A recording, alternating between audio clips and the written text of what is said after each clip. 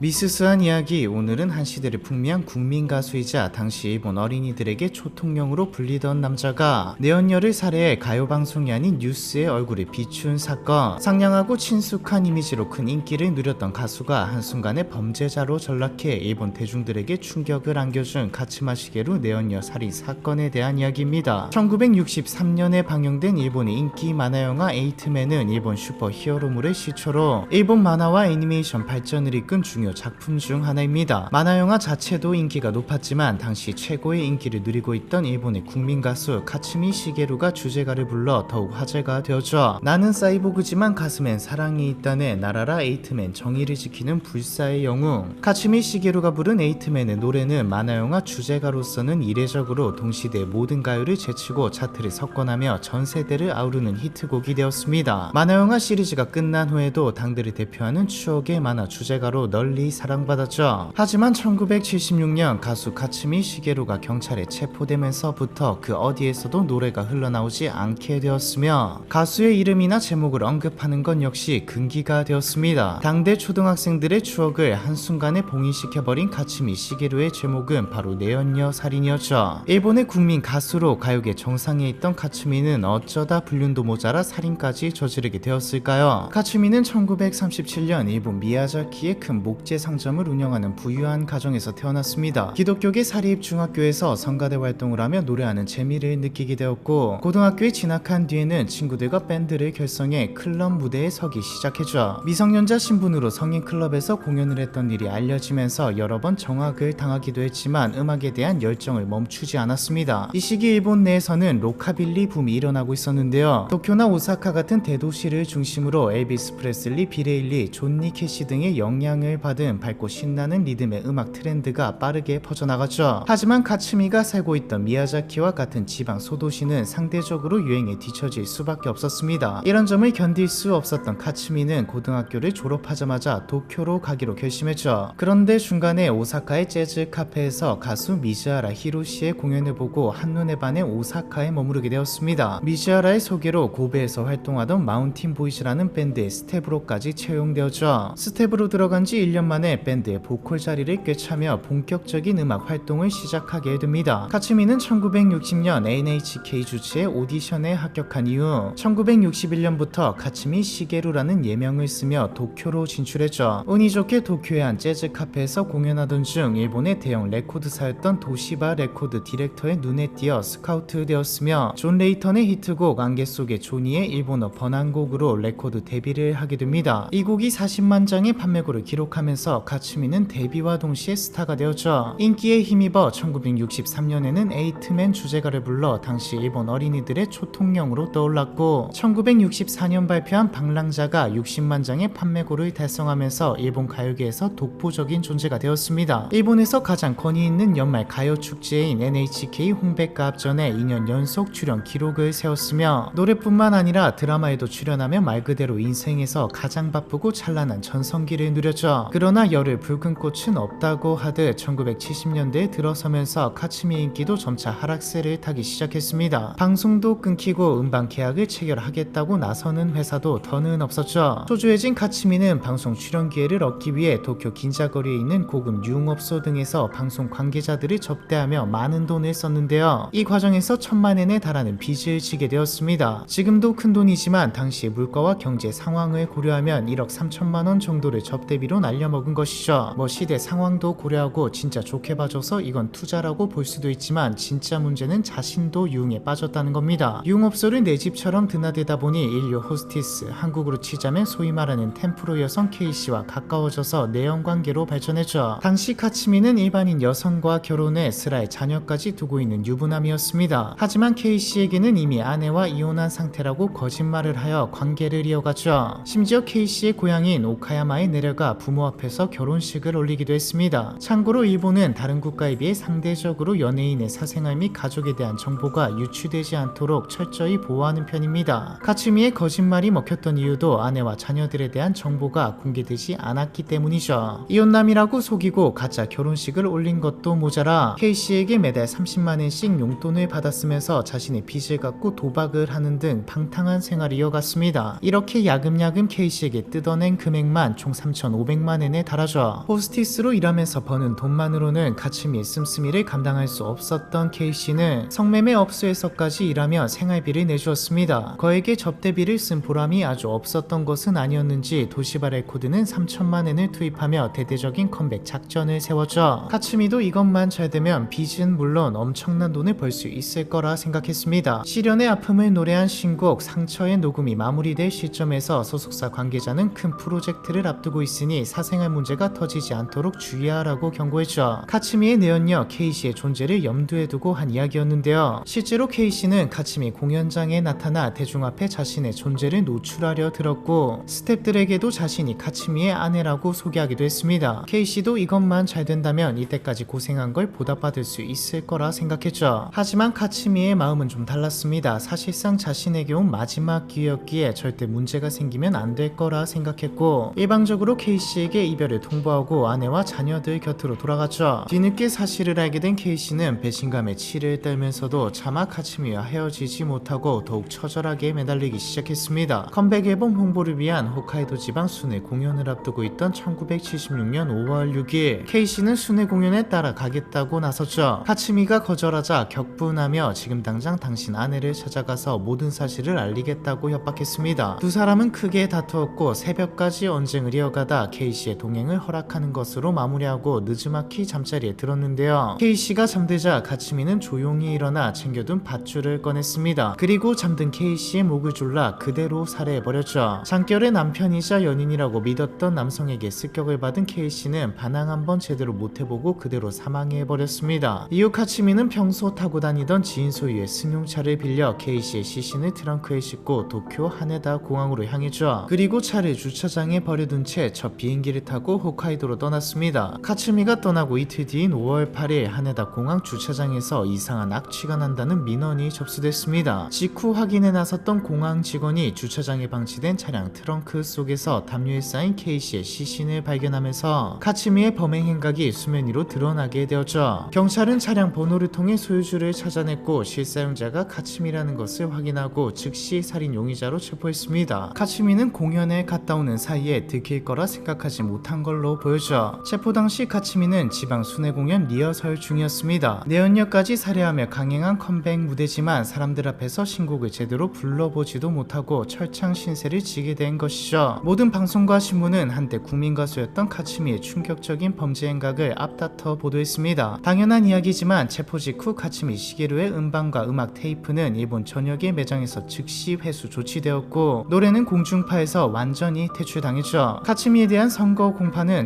1976년 8월 23일 도쿄 지방법원에서 진행됐습니다. 재판부는 카츠미에게 징역 10년형을 선고하였고 오사카 형무소에 수감되었죠. 카츠미의 팬들은 탄원서를 제출하며 형량을 줄여달라고 요청했습니다. 카츠미 시게루는 일본 가요계의 크나큰 음악적 업적을 이룬 스타입니다. 순간적으로 실수를 한 것일 뿐 피해자를 살해하려던 의도는 없었습니다. 카츠미 시게루가 음악을 통해 사회에 기여할 수 있도록 기회를 주세요. 팬들의 옥바라지 속에 모범수로 복역한 카츠미는 형기를 다 채우기도 전에 수감 7년 만인 1983년 7월 가석방돼 자유의 몸이 되었습니다. 한 여성의 목숨을 앗아간 살인범이 조기 출소한 것을 비판하는 목소리도 있었지만 팬들만큼은 출소를 기뻐하며 축하 연회를 열어주었죠. 사생활이나 과거 순간의 실수로 커리어가 다 망가지는 엄격한 잣대도 문제 중 하나지만 이건 아니다 싶네요. 여전히 변함없는 팬들의 애정을 확인한 카츠미는 출소하자마자 복귀 준비에 돌입했는데요. 과거 밴드 동료이자 전 매니저의 도움으로 음악 프로덕션을 설립하고 새 앨범 발매를 기획했지만 살인마에게 곡을 주겠다고 나서는 작곡가는 없었습니다. 몇 차례 복귀 시도가 무산된 후 한동안 치과 생활을 이어가던 카츠미는 갑작스러운 재혼 소식을 발표하며 주부 노래교실을 개업하는 등 새로운 삶을 시작하려는 노력을 보였죠. 하지만 사람은 고쳐 쓰는 게 아니다라는 말이 그냥 나온 게 아닙니다. 재혼한 이후에도 고급 유흥업소에 들락거리며 방탕한 삶을 이어가던 카츠미는 1989년 각성제 불법 소지 혐의로 다시 한번 체포되어 징역 8개월을 선고받았죠. 체포 소식을 끝으로 대중의 기억에서 차차 잊혀졌던 카츠미는 1996년 자신보다 무려 31세 어린 여성과 네 번째 결혼식을 올렸습니다. 당연한 이야기지만 결혼 생활은 얼마 가지 않아 파국을 맞았고 다시 혼자가 된 이후에는 생계를 위해 지방 행사나 카바레 무대를 전전하게 되었죠. 2000년대에 들어 몇몇 방송사에서 60대 노인이 된 카츠미의 근황을 전했는데 매일 불경을 필사하며 참여하는 하루하루를 보내고 있다고 있다고 밝혔습니다. 71세가 되던 2008년 3월에는 무대를 떠난 지 약 30년 만에 단독 라이브 공연을 개최하며 그간의 소회를 전하기도 했는데요. 이제야 무거웠던 마음의 응어리를 털어낸 기분입니다. 오랫동안 쌓여왔던 무거운 감정들에서 벗어나 이제야 진심으로 다시 시작할 수 있을 것 같은 느낌이 듭니다. 카츠미는 이제서라도 진정한 복귀를 할 수 있게 됐다고 믿었지만 공연 직후 지병이었던 뇌경색과 심장병 후유증이 깊어져 거동하기 불편한 몸이 되어버렸죠. 이후 동네 작은 스낵바 무대에서 노래를 부르며 근근히 활동을 이어가다가 2013년 2월 27일 뇌출혈로 생을 마감했습니다. 사망 당시 나이는 75세였죠. 상냥하고 친숙한 이미지로 큰 인기를 누리며 한 시대를 풍미했던 가수가 내연녀 살인이라는 엽기적인 범행을 벌여 일본 대중들을 충격에 빠뜨린 가츠미 시게루 내연녀 살인 사건에 대한 이야기, 이번 편은 여기까지입니다.